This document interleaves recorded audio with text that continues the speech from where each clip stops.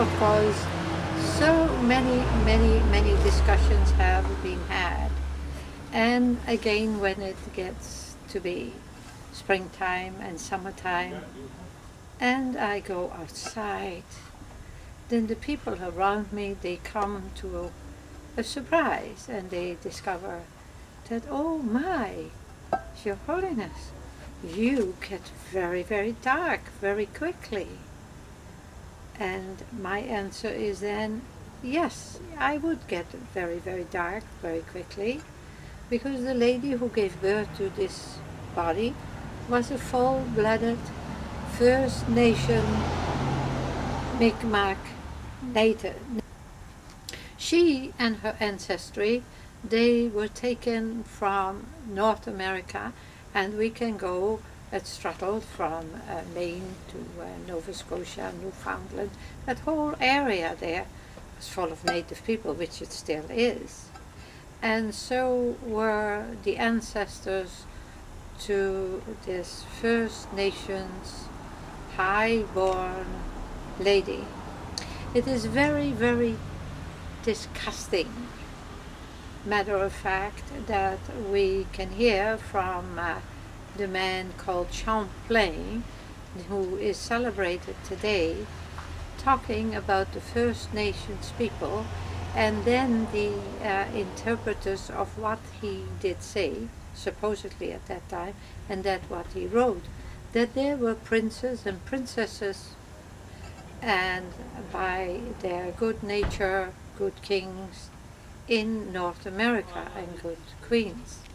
So when we go to this and we take a look at historical facts, we also know it was, of course, Rome that sent some plane to North America to, shall we say, investigate or stake out, so you would want to call it. And he came to North America, and he was the one that settled Quebec. Now, for you who might be First Nations from Quebec or live in Quebec and not be First Nations, your history is Rome first. Second is Champlain. When we go and take another look at it, there comes your French language. But also we have to say with a sorry heart to what is taking place to the Mohawk Native reserve, to the people who live in Quebec. No racism and suppression and oppression hasn't gone back, and the nasty racism has not gone back at all out of a picture where people have come from all over the world to live in North America. We have this gentleman, this, shall we say, rock star or whatever one wants to call him, Mr. Simmons. He said that, oh, you know, the Indians, you know, they have really no right either to North America because they are really Asians. No. The First Nation tribes, they came from Atlantis. They are the survivors of the Atlantean race, which came to North America. The intelligent and spiritually elevated ones had the inspiration by Creator to build themselves boats and large boats like from papyrus or from reeds or whatever they could get, so they could survive the oncoming earthquakes and deluge. Why am I speaking about it today? First of all, I'm looking for other people who were taken from the Canadian continent or the American continent to Europe in cages. Their ancestors went through horrific experiences.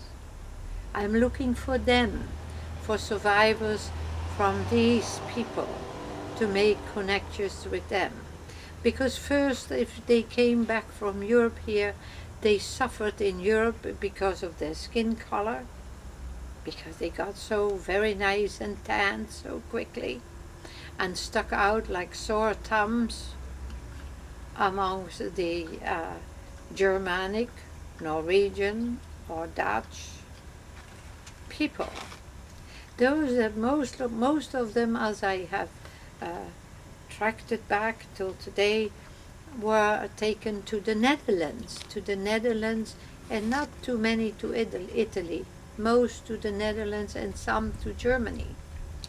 Now, I do also understand that the ones that were taken to the Netherlands, many suffered a tremendous ordeal, and they lost their fingers, their feet, and many of them were tortured and died on these voyages when they came in Europe.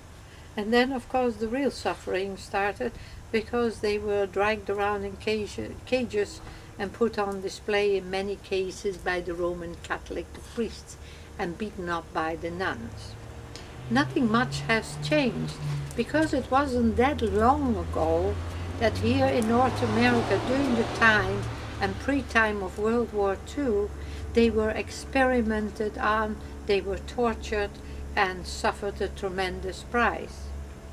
So I am looking for you who are truly, without any jokes, but really in all seriousness, a descendant of the people who were taken from here and dragged to the European continent, where they suffered a just horrific ordeal. In my situation, it was a very interesting case, because my custodial father, my father, he was a blue lad, and his family ostracized him, so he had to pay a price too, because he married this savage princess. How terrible the suffering was in that household. So now I am coming to you, and I'm also saying that we mustn't forget that there are tons and tons of people from all over the globe that are even today being accused and abused of racism. Whether you come from Brazil, whether you come from Mexico, Spain, Italy, the moment that you are not supposedly purebred, Germanic looking, or Norwegian or Danish or Dutch looking, yeah, you could still pass by as French, but then they have a hard time. It is painful.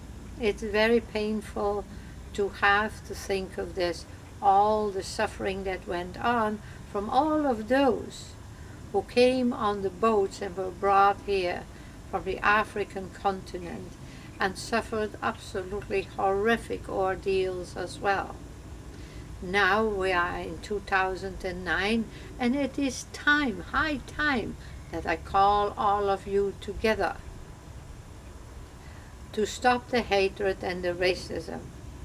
Remember, if the First Nations all came from Atlantis, that explains their sophistication and their non-warlike activities that were practiced, and their high spirituality and intelligence.